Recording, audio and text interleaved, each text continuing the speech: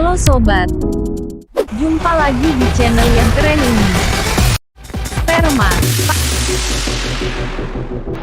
Pada kesempatan kali ini, saya akan membahas tentang menentukan masa depan anak. Anak adalah sesuatu yang fleksibel. Imajinasi, penglihatan, pendengaran, ataupun penyimpanan hasil rekaman di memori otaknya. Anak akan tumbuh berkembang mengikuti irama yang dihasilkan dari sumber di sekitarnya. Baik pengetahuan, pola pikir, serta budi pekerti. Mulai sejak dini anak sangat diperhatikan pertumbuhannya, agar dia bisa sehat, cerdas, dan berkembang sempurna. Dengan berjalannya waktu, perlahan anak tumbuh semakin besar. Perhatian orang tua mulai berkurang. Hari berganti waktu, usia anak semakin bertambah. Masa remaja akan disambut masa dewasa. Perlahan perhatian orang tua mulai menghilang. Dan orang tua hanya mempunyai 3 kalimat kepada anak setiap harinya.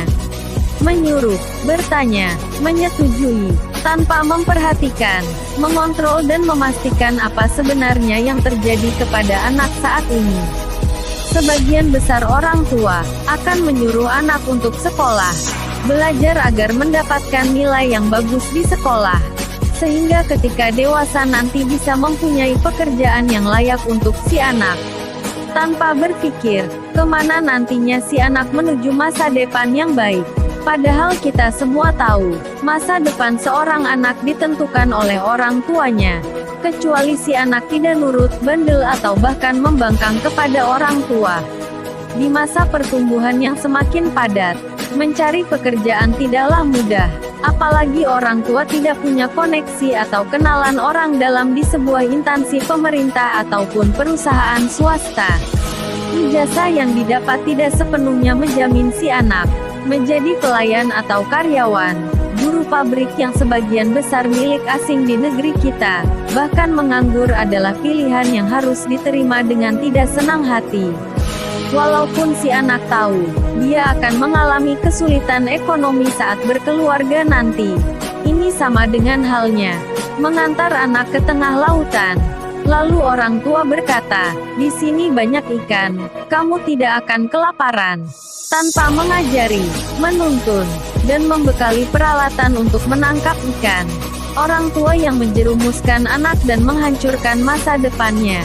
Setelah mendengar hal ini, orang tua pasti sadar dan bertanya, apa yang harus kita lakukan? Jangan khawatir, simak baik-baik cara mengatasinya. Sebelum lanjut, subscribe channel ini, agar kami tetap bisa berkarya dan menyajikan informasi bermanfaat untuk masa depan kehidupan kita semua. Cara menentukan masa depan anak, dimulai dari usia dini. Pertama, ceritakan tentang akibat menjadi orang pemalas. Dan ceritakan tentang manfaat menjadi orang yang rajin. Ceritakan tentang susah dan senangnya perjalanan hidup. Dari masalah ekonomi maupun masalah berkeluarga. Ajari budi pekerti, akhlak, serta berbuat baik kepada sesama dengan cara ikhlas tanpa mengharap sedikit pun imbalan dari orang yang dibantu. Budi pekerti untuk anak usia dini akan menjadi pondasi yang baik untuk kehidupannya. Karena budi pekerti mencakup semua aspek kehidupan manusia maupun makhluk lainnya. Yang kedua, ajari anak berkarya, berwirausaha, tuntun dia sampai benar-benar bisa melakukan sendiri. Bekali dia dengan alas untuk melangkah, modal materi serta modal pengetahuan usaha.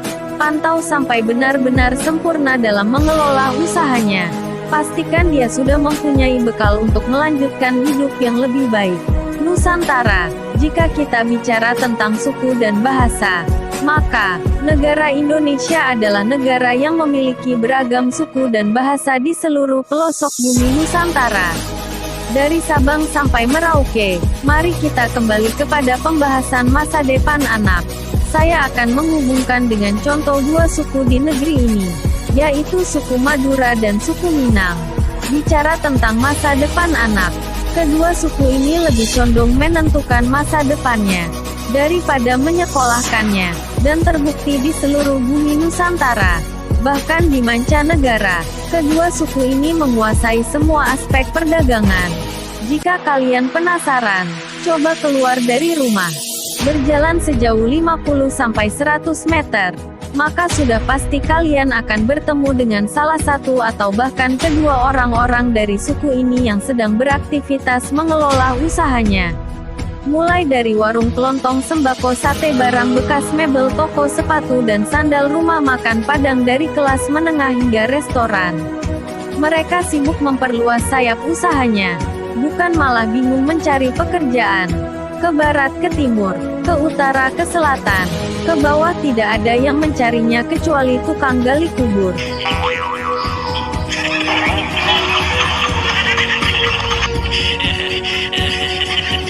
Dengan membawa jaminan kertas yang bernama ijazah, yang dibeli dengan mahal dan memakan waktu yang sangat panjang, orang-orang kedua suku ini sebagian besar tidak mau disuruh-suruh.